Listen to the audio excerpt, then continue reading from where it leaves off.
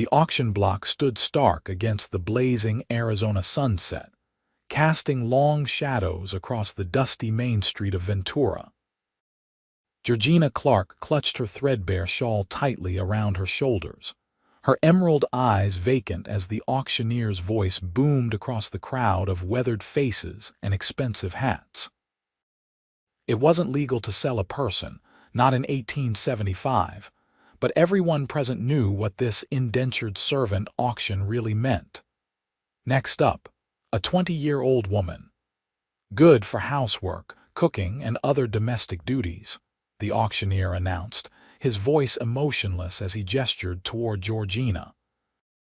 5 years of service to pay off her father's debts. Bidding starts at $50. The summer heat pressed down like a physical weight, but Georgina felt nothing but cold inside. 3 weeks ago, her father had gambled away their ranch, their savings, and finally, in a desperate bid to win it all back, her future. Then he'd promptly drunk himself to death, leaving her to face the consequences. At the back of the crowd, Quincy Alexander shifted uncomfortably atop his dappled gray stallion. The tall, broad-shouldered cowboy had only stopped in Ventura to resupply, before heading back to his ranch, 15 miles outside of town. He hadn't expected to witness a woman being sold to cover a dead man's debts. His weathered fingers tightened around his reins as the bidding began. $50, called a voice from the crowd. 60, countered another. Quincy studied the woman on the platform. Even with her head bowed, her auburn hair falling in tangled waves around her face, he could see the proud set of her shoulders. This wasn't a woman born to servitude. This was a free spirit being broken before his eyes. $100, came a slurred voice that made Georgina's head snap up in alarm. Hank Wilcox, the owner of Ventura's largest saloon and a man with a reputation that made decent women cross the street when they saw him coming. $120, called another voice. $200, Wilcox countered, a predatory smile spreading across his face as he stared openly at Georgina. The crowd fell silent. $200 was more than most men made in months. $200 going once. The auctioneer called, scanning the crowd. Georgina's eyes darted desperately across the sea of faces. No one would meet her gaze. Her heart hammered against her ribs like a caged bird. She'd heard stories about girls who'd been employed at Wilcox's establishment. None of them ended well. $200 going twice. $300, a deep voice called from the back of the crowd. Heads turned to see Quincy Alexander raising his hand, his expression unreadable beneath the shadow of his wide-brimmed hat. Wilcox's face darkened. $350, he spat. Quincy didn't hesitate. $400. A murmur rippled through the crowd. Everyone knew Quincy Alexander ran one of the most successful cattle operations in the territory, but this was an extraordinary sum for a servant. $500, Wilcox growled, his knuckles white around his whiskey glass. Quincy straightened in his saddle. $1,000, he stated, his voice carrying across the suddenly silent street. Wilcox's face contorted with rage, but even in his drunken state, he knew he couldn't match the bid. He turned and stormed back into his saloon, slamming the batwing doors behind him. Sold, the auctioneer declared, barely concealing his surprise. To Mr. Alexander for $1,000. Georgina stood frozen as Quincy dismounted and approached the platform. The sheriff, who had been overseeing the proceedings, handed him a document to sign. Georgina stared at the paper that would legally bind her to this stranger for 5 years. $1,000. What kind of man spent that much on a servant? What would he expect in return? Quincy signed the paper with a quick scrawl, paid the sheriff, and finally turned to face Georgina. His eyes, a clear blue that reminded her of summer skies, met hers directly. "Miss Clark," he said, his voice quiet enough that only she could hear. I'm Quincy Alexander. My ranch is a half-day's ride from here. I could use someone to help with the cooking and keeping house, but you'll have your own cabin and the right to refuse any task you find. Objectionable. Georgina studied him suspiciously. Men didn't spend $1,000 out of kindness. Why? She asked, her voice hoarse from hours of silence. Quincy glanced toward the saloon where Wilcox had disappeared. No one deserves to be owned, he said simply, least of all by a man like that. He offered her his hand to help her down from the platform. Georgina hesitated, then placed her trembling fingers in his calloused palm. His grip was firm but gentle as he guided her down. I have a horse for you, he said, nodding toward a chestnut mare tethered nearby. Can you ride? I grew up on a ranch, she replied stiffly. I can ride. A ghost of a smile touched his lips. Good. We should leave town before Wilcox sobers up enough to cause trouble. Georgina looked around the town that had been her home her entire life. There was nothing left for her here, no family, no friends brave enough to speak against the auction, no possessions save the clothes on her back, and a small bundle containing a change of clothes and her mother's locket. I'm ready, she said, squaring her shoulders. As they rode out of Ventura, Georgina could feel the weight of curious stares following them. She kept her back straight, her eyes fixed on the road ahead, refusing to give anyone the satisfaction of seeing her cry. She had no illusions about what her life would be now. She would work off her father's debt, one day at a time, and then. She didn't know. She couldn't see that far ahead anymore. They rode in silence until the town disappeared behind them. The vast landscape of the Arizona Territory stretched before them, red rock formations, sparse vegetation, and endless sky. In another time, Georgina might have found it beautiful. Are you hungry? Quincy asked, breaking the silence. We can stop and eat something before continuing. Georgina hadn't eaten since the previous day, but pride made her shake her head. I'm fine. Quincy regarded her for a long moment, then nodded toward a cluster of trees beside a small creek. We'll rest the horses anyway. It's a hot day. He dismounted with the easy grace of a man who'd spent his life in the saddle and helped Georgina down, though she hardly needed assistance. From his saddlebag, he produced bread, dried beef, and a canteen of water. It's not much, he said, offering her food first, but we'll have a proper meal when we reach the ranch. Georgina accepted the food warily. Thank you, she said stiffly. They ate in silence, the only sounds the soft nickering of the horses and the gentle burbling of the creek. Quincy didn't press her to talk, and Georgina was grateful. She needed time to process everything that had happened. Mr. Alexander, she finally said, setting aside her barely touched food. I want to understand what you expect of me. Quincy looked up from where he'd been absently twirling a blade of grass between his fingers. I expect you to cook, clean, and help maintain the household. In return, you'll have food, shelter, and safety. He paused. And when your 5 years are up, you'll have your freedom and enough money saved to start over wherever you choose. Georgina's eyes narrowed. And that's all. Understanding dawned in his eyes, and a faint blush colored his tanned cheeks. That's all, Miss Clark. I'm not in the habit of. I wouldn't. He cleared his throat. You have my word. Something in his straightforward manner made Georgina want to believe him, but experience had taught her to be cautious. Her father had made promises too, until whiskey and cards became more important than keeping his word. I appreciate the clarification, she said formally, standing and brushing crumbs from her skirt. We should continue if we want to reach your ranch before dark. Quincy nodded, gathering their things and helping her back onto her horse. As they resumed their journey, Georgina studied him surreptitiously. He was younger than she'd initially thought, probably in his late 20s.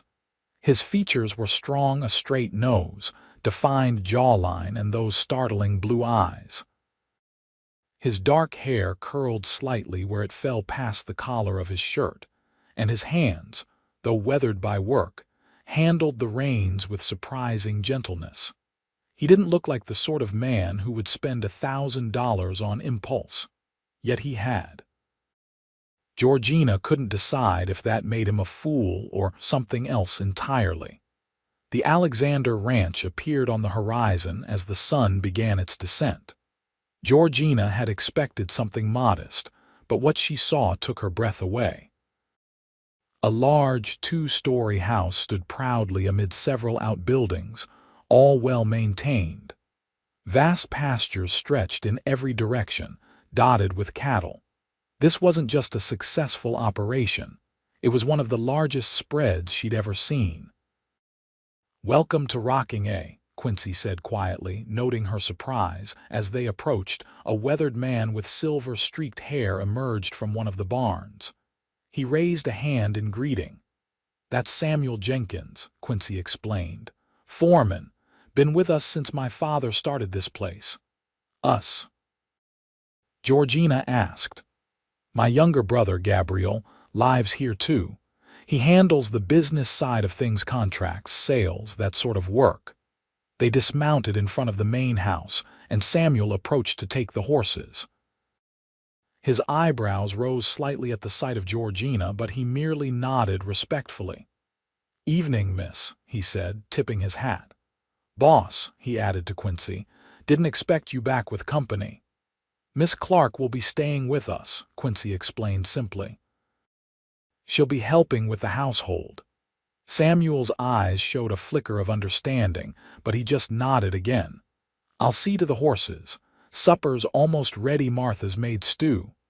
"Martha Jenkins is Samuel's wife," Quincy told Georgina as they climbed the porch steps. "She's been cooking and keeping house since my mother passed. She'll show you the ropes." The interior of the house was surprisingly elegant, with polished wooden floors, comfortable furniture, and shelves lined with books. It spoke of wealth, but not ostentation, a home rather than a showpiece. "Your cabin is out back," Quincy said, leading her through the house and out a rear door. "It's small, but it should be comfortable." The cabin was indeed small, but it was clean and well built, with a bed, table, 2 chairs, and a small stove for heat. A washstand stood in one corner with a pitcher and basin. It was simple but far better than what Georgina had feared. "There's a pump just outside for water," Quincy explained, "and an outhouse behind those trees. I'll give you some time to settle in. Supper's in the main house in about half an hour if you'd like to join us." Georgina nodded, unable to find words. When she was alone, she sank onto the bed and finally allowed herself to cry, not loud, racking sobs, but silent tears of relief, grief, and uncertainty. She had been sold to pay a debt, torn from everything familiar, and yet somehow landed in a place that seemed, at least for the moment, safe. After washing her face and changing into her one clean dress, a simple blue cotton that had seen better days, but was at least free of the dust of the auction block, Georgina made her way to the main house. She found Quincy in conversation with a slender young man who shared his dark hair and strong features but lacked his weathered appearance. "Ah, Miss Clark," Quincy said, turning at her entrance. "This is my brother Gabriel. Gabe, this is Miss Georgina Clark. She'll be helping Martha with the house." Gabriel Alexander regarded her with curious eyes. "Welcome to Rocking A, Miss Clark," he said, his manner polite but reserved. A stout, kindly-faced woman emerged from what Georgina assumed was the kitchen, wiping her hands on an apron. "So this is the girl," she said, her voice warm with a slight southern accent. "I'm Martha Jenkins, dear. Come help me bring out the food and we can get acquainted." In the kitchen, Martha worked efficiently, ladling stew into a large tureen while Georgina arranged biscuits in a basket. "So," Martha said quietly, Quincy told me a little about how you came to be here. I want you to know you're safe at Rocking A. The Alexanders are good men, cut from better cloth than most. Georgina's hand stilled. Did he tell you everything? That he purchased me? Martha's kind eyes met hers. He told me enough, and I know Quincy Alexander wouldn't have left a young woman to the likes of Hank Wilcox, no matter the cost. She patted Georgina's hand. Give it time, dear. Things have a way of working out. Supper was a quiet affair. Gabriel asked about Quincy's trip to town, and they discussed ranch business cattle prices, a pending contract with the Army, repairs needed for the north fence line. Georgina ate silently, aware of occasional glances from both brothers but grateful they didn't press her to join the conversation. After the meal, Martha showed Georgina what would be expected of her, helping with cooking, cleaning, laundry, and other household tasks. The work would be substantial but not overwhelming, especially with Martha to share the load. The boy's mother passed when Gabriel was just 12, Martha explained as they washed dishes. Their father followed 5 years later. Quincy was barely 20 when he took over running this place. He's built it into something special. And no wife? Georgina asked before she could stop herself. Martha smiled knowingly. No. There was a girl once, but she couldn't stand ranch life, too isolated, too much work. She left for San Francisco. That was 3 years ago. When Georgina returned to her cabin that night, exhaustion finally overtook her. She fell into a dreamless sleep, the first peaceful rest she'd had since her father's final, fatal wager. The following weeks established a routine. Georgina rose at dawn to help Martha prepare breakfast for the ranch hands. Mornings were spent cleaning, afternoons devoted to laundry or baking or preserving, depending on the day. She rarely saw Quincy, who spent most daylight hours out on the range with the cattle or overseeing other ranch operations. Gabriel was a more frequent presence in the house, often working at the large desk in what had been his father's study.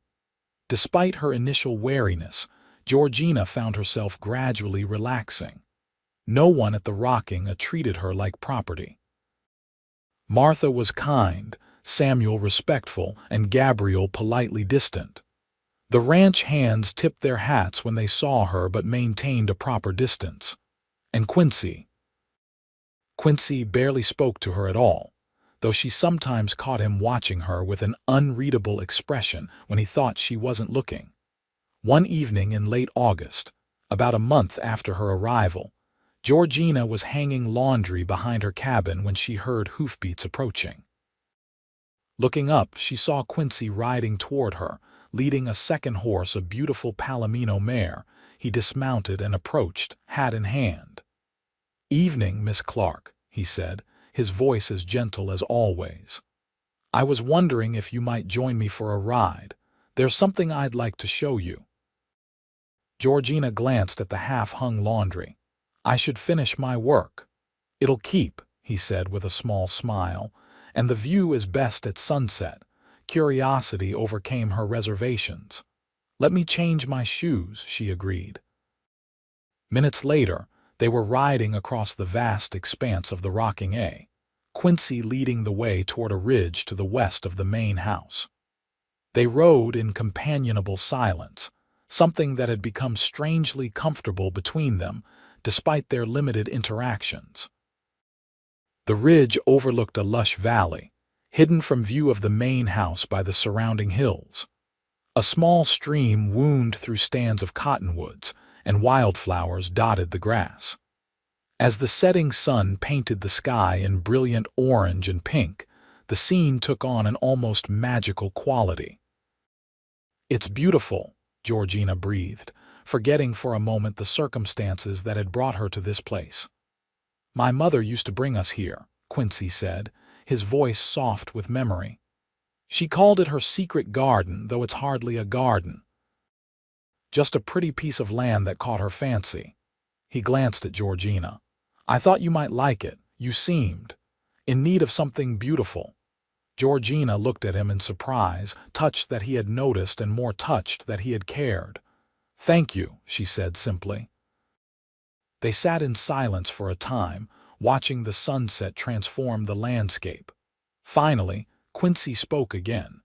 "You've been here a month, Miss Clark, and I've barely spoken to you. That's not very hospitable of me."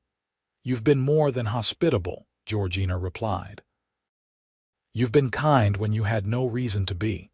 Quincy's eyes, reflecting the golden light of sunset, met hers. "I had every reason to be. No one should own another person's future." "Yet legally, you do own mine," she pointed out. "For 5 years at least." He shook his head firmly. "That paper the sheriff made me sign. I tore it up the moment we left town. As far as I'm concerned, you're free to leave whenever you choose." Georgina stared at him, stunned. "But the money was worth every penny to keep you from Wilcox," he said flatly. "I don't expect repayment, though you're welcome to stay and work if that's what you want." Georgina felt as if the ground had shifted beneath her feet. Free. She was free. The knowledge should have been exhilarating, but instead it left her feeling strangely hollow. Where would she go? What would she do? She had no family, no resources, no prospects. "I don't know what to say," she admitted. Quincy shrugged, a small smile playing at the corners of his mouth. "You don't have to say anything, just thought you should know." As they rode back to the ranch in the gathering dusk, Georgina found herself studying Quincy with new eyes. He was not at all what she had expected. In a world where men like her father gambled away everything that mattered and men like Hank Wilcox viewed women as commodities, Quincy Alexander was something rare indeed, a man of principle. That night, sleep eluded her. She lay awake, turning over her options in her mind. She could leave, head to Tucson or Phoenix or even California, try to find work as a seamstress or shopgirl. But the thought held little appeal.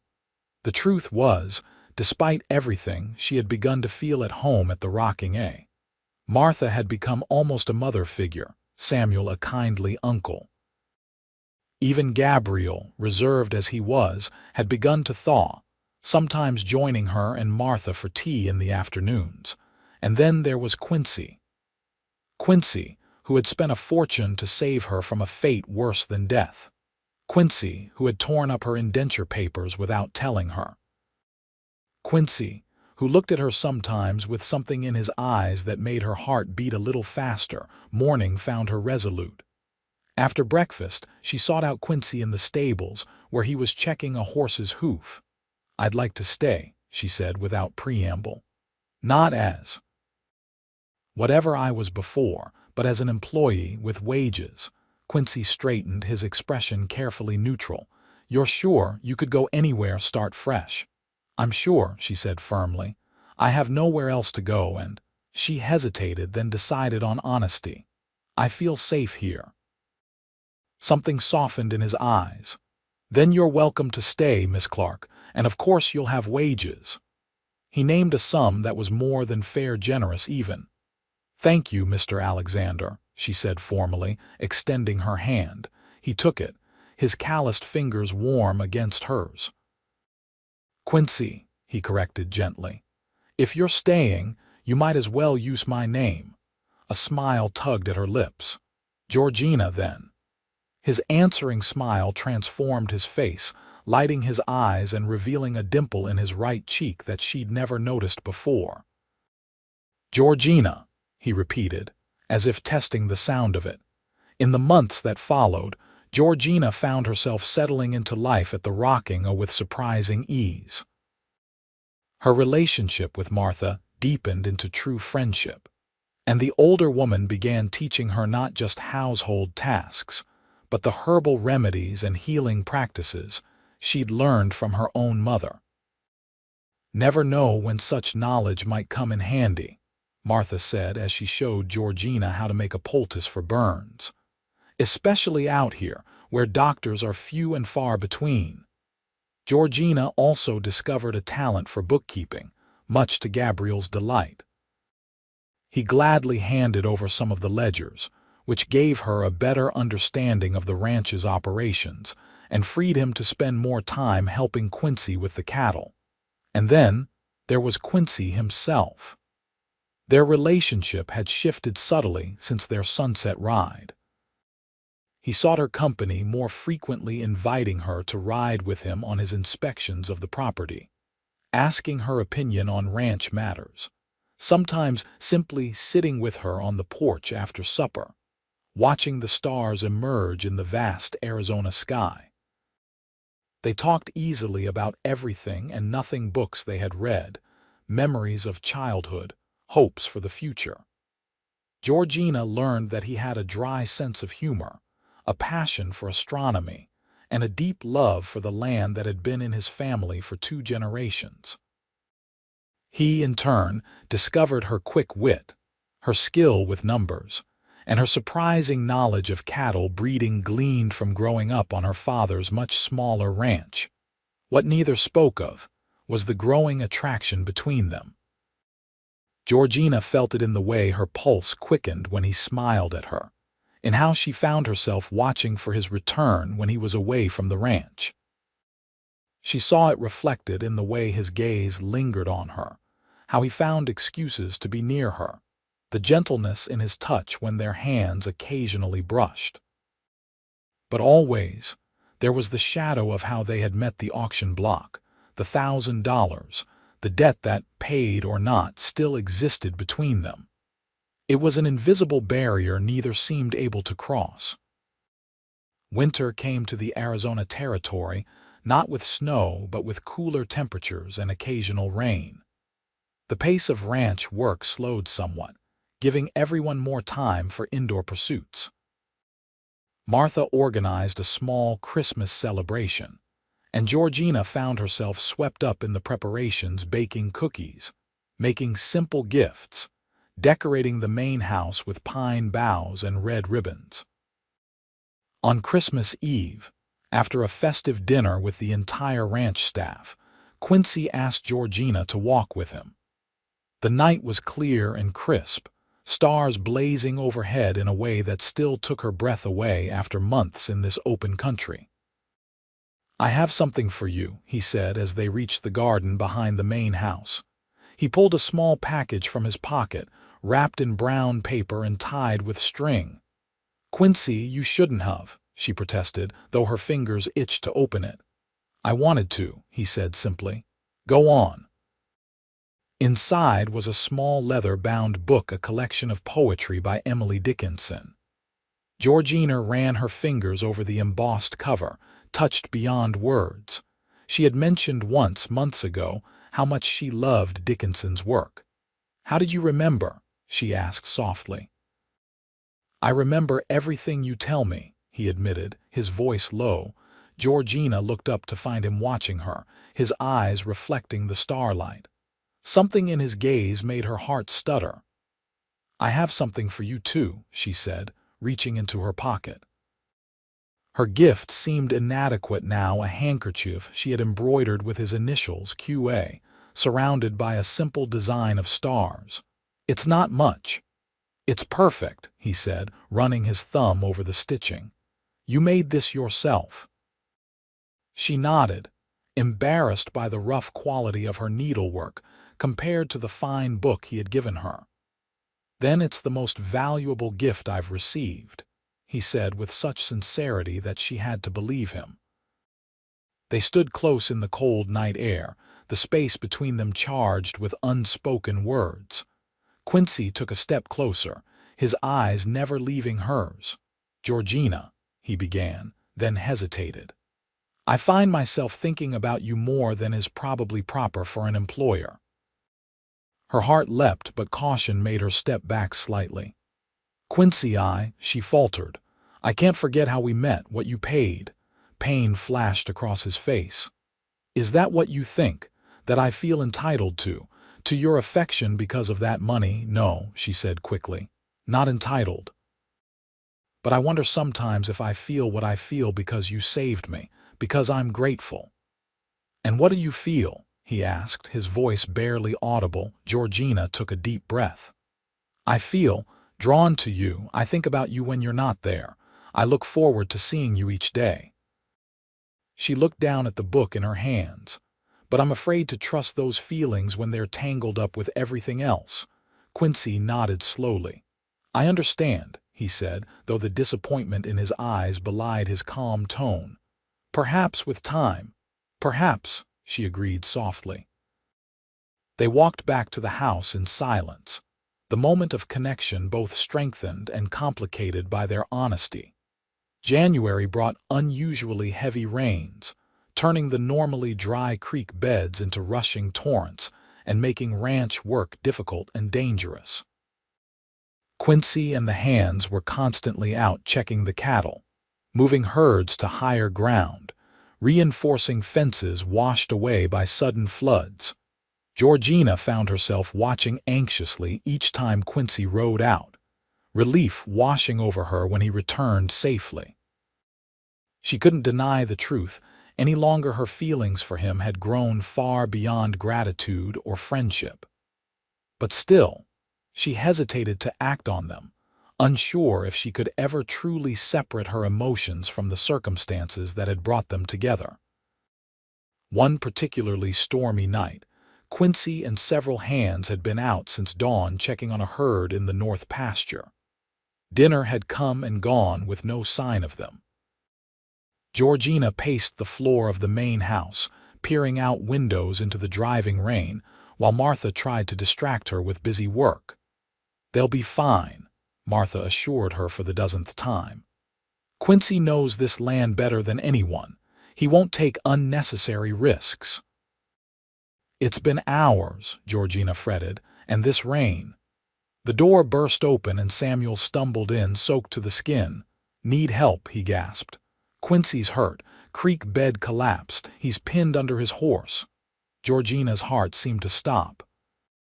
Martha sprang into action, calling for Gabriel, gathering medical supplies. Before anyone could stop her, Georgina had grabbed her coat and rushed out into the storm, following Samuel to where several ranch hands were struggling to free Quincy from beneath his fallen horse. The scene was chaos, mud everywhere, men shouting over the roar of the rain, the horse thrashing weakly in panic. Quincy lay half submerged in muddy water, his face ghostly pale in the lantern light. Georgina pushed through the men, dropping to her knees beside him. His eyes were closed, blood mingling with rain on his forehead. "Quincy," she called, taking his face in her hands. "Quincy, can you hear me?" His eyes fluttered open, focusing slowly on her face. "Georgina," he murmured, "you shouldn't be out in this." "Be quiet," she ordered, relief making her voice sharper than intended. "We're going to get you out of here." The men had managed to calm the horse and were working to lift it enough to pull Quincy free.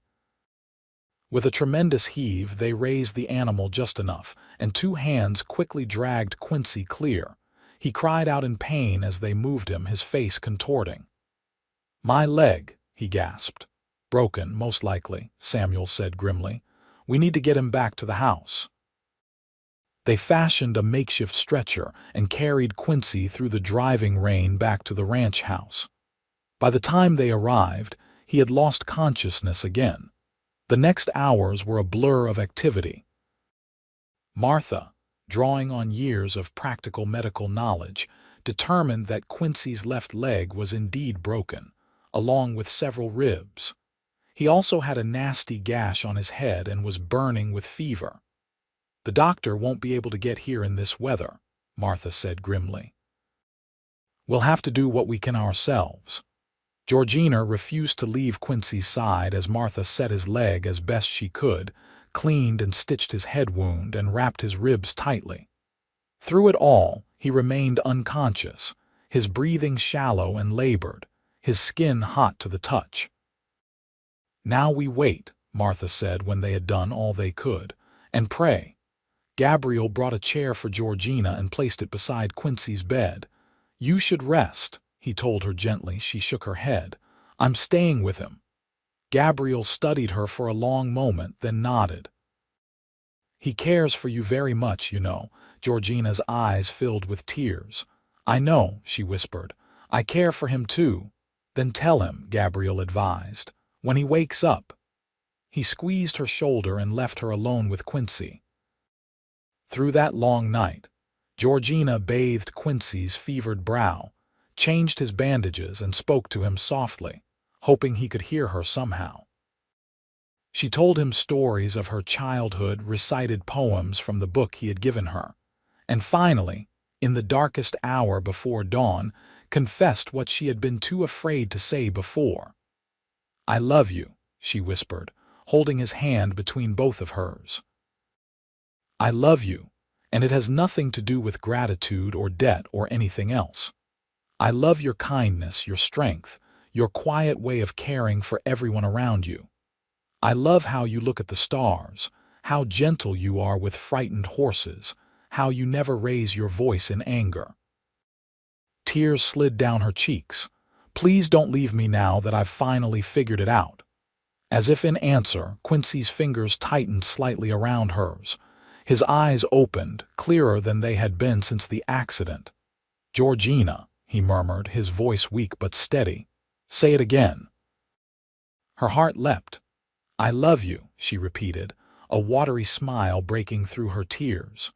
"Good," he whispered, "because I've loved you since I saw you standing on that auction block, too proud to beg for mercy even when your world was falling apart." Quincy's recovery was slow and painful. The doctor, arriving 2 days later when the roads cleared, confirmed Martha's diagnosis: broken leg, cracked ribs, concussion, and praised her treatment. But he also warned that Quincy would need weeks of rest before he could return to his usual activities.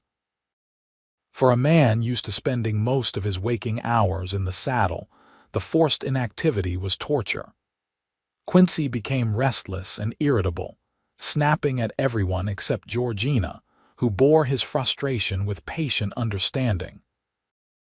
"I feel useless," he confessed to her one afternoon as she helped him move from his bed to a chair by the window. "Gabriel and the men are working twice as hard to make up for my absence." "They're managing fine," she assured him, settling a blanket over his legs. "And you're healing. That's your only job right now."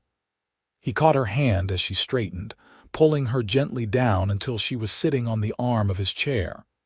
"How did I get so lucky?" he wondered aloud, his thumb tracing circles on the back of her hand. "I believe you paid $1,000 for the privilege," she teased, her old hesitation finally giving way to acceptance of the unusual beginning of their relationship. Quincy's expression grew serious. "I would have paid 10 times that," he said quietly.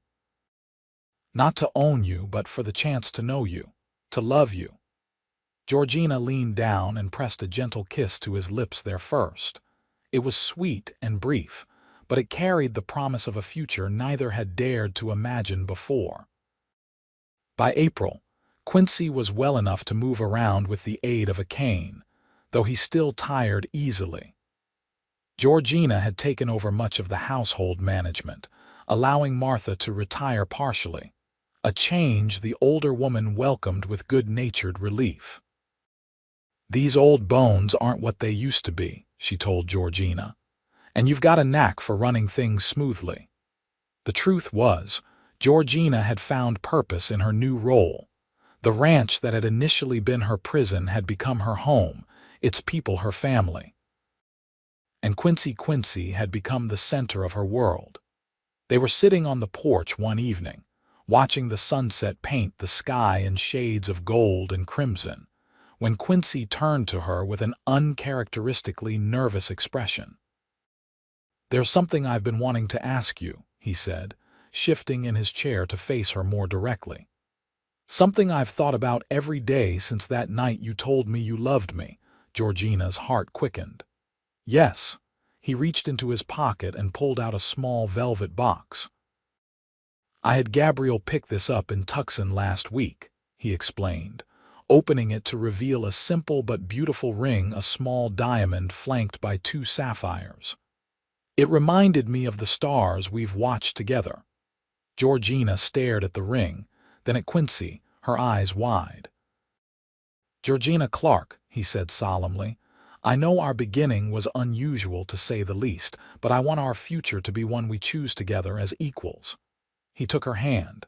"Will you marry me?" Tears filled her eyes, but they were tears of joy. "Yes," she whispered. "Yes, I'll marry you." Quincy slipped the ring onto her finger, then pulled her into a gentle embrace, mindful of his still healing ribs. His kiss was tender but held the promise of passion to come, a future filled with love freely given and received. They were married in June in the small church in Ventura, the very town where they had met under such different circumstances. The townspeople, who had once stood by and watched Georgina be sold to pay her father's debts, now watched as she walked down the aisle toward the man who had saved her in more ways than one. Martha had helped her make her wedding dress, a simple but elegant gown of ivory silk with lace at the collar and cuffs. Quincy, standing at the altar with Gabriel beside him as best man, looked at her as if she were the most precious thing he had ever seen. "Dearly beloved," the minister began, but Georgina hardly heard the words. All she could see was Quincy's face. All she could feel was the love radiating from him, wrapping around her like a protective embrace. When it came time for their vows, Quincy took both her hands in his. "Georgina," he said, his voice steady and sure, "I promise to love and cherish you all the days of my life, to respect you as my equal, to listen when you speak, to stand beside you in joy and sorrow." His blue eyes held hers. "And I promise that the heart that once was broken will find only healing and happiness in my care." Tears slipped down Georgina's cheeks as she responded with her own vows. "Quincy, I promise to love and honor you for as long as I live, to be your partner in all things, to share your burdens and your joys." She squeezed his hands. "And I promise that the heart you have mended will be yours, faithfully and completely, for all our days together." Their life together unfolded with the changing seasons. The rocking prospered under their combined stewardship, Quincy's knowledge of cattle and land, Georgina's sharp mind for business, and Gabriel's talent for negotiation, making it one of the most successful operations in the territory. A year after their wedding, their first child was born, a son they named James, after Quincy's father. He had his mother's auburn hair and his father's blue eyes, and from his first days showed the strong will of both his parents. 2 years later, they welcomed twin daughters, Elizabeth and Catherine, who brought both joy and exhaustion to the household. Georgina sometimes found herself amazed at how full her life had become, how completely happiness had replaced the despair she had felt that day on the auction block. One evening, when the children were finally asleep and the ranch had settled into night's quiet rhythm, Georgina found Quincy on the porch, gazing up at the stars as he so often did. She slipped her arms around his waist, resting her cheek against his back. "What are you thinking about?" she asked softly. He turned in her embrace, drawing her close. "About how close I came to missing all this," he admitted. "If I hadn't ridden into Ventura that particular day at that particular hour." "But you did," she reminded him, reaching up to trace the line of his jaw. "Some might call it fate." Quincy smiled, the smile that even after years of marriage still made her heart beat faster. "Some might," he agreed. "I call it the best $1,000 I ever spent," Georgina laughed, rising on tiptoe to kiss him. "And to think I once resented you for it. And now?" he asked, his arms tightening around her. "Now," she said, her eyes shining with love, "I thank God every day for the man who saw a woman with a broken heart and whispered, 'I'll mend it with mine.'" As the years passed, the story of their unusual meeting became a favorite family tale, told and retold with varying embellishments depending on which of their children was doing the telling. James, The practical one focused on the business aspects, the outrageous sum his father had paid, the economic conditions that had led to such desperate measures. The twins preferred the romantic elements, the dashing cowboy, the damsel in distress, the dramatic rescue. Georgina and Quincy let them tell it as they would, exchanging private smiles at the parts only they would ever truly understand, the fear and uncertainty, the gradual building of trust, the moment when gratitude had finally given way to love untainted by obligation. By the time they celebrated their 25th wedding anniversary, surrounded by their children, Gabriel and his wife, and the first of their grandchildren, the Rocking had grown into one of the largest and most respected ranches in Arizona. Quincy's innovative breeding practices and Georgina's shrewd investments had built a legacy that would sustain their family for generations to come. That night, after the celebration had ended and they were alone in the room they had shared for a quarter-century, Quincy took Georgina in his arms, his touch as gentle as it had been on their wedding night. 25 years, he marveled, his hair now streaked with silver but his blue eyes as bright as ever. "And you're more beautiful to me now than the day I met you." Georgina smiled, running her fingers through his hair. At 45, she had her own silver strands, and the years of Arizona sun had left fine lines around her eyes and mouth. But when Quincy looked at her like this, she felt as young and desirable as she had been at 20. "I think you need spectacles, Mr. Alexander," she teased. "My vision is perfect where you're concerned, Mrs. Alexander," he countered, bending to kiss her neck in the way he knew she loved.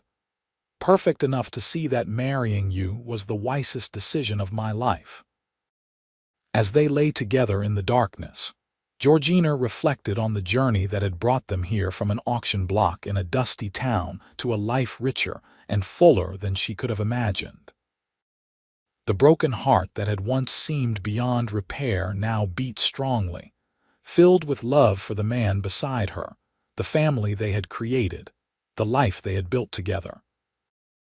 It was a story that had begun with a purchase, but had become priceless, a testament to the healing power of love freely given, and the truth that even the deepest wounds could mend in the hands of someone who cared enough to try.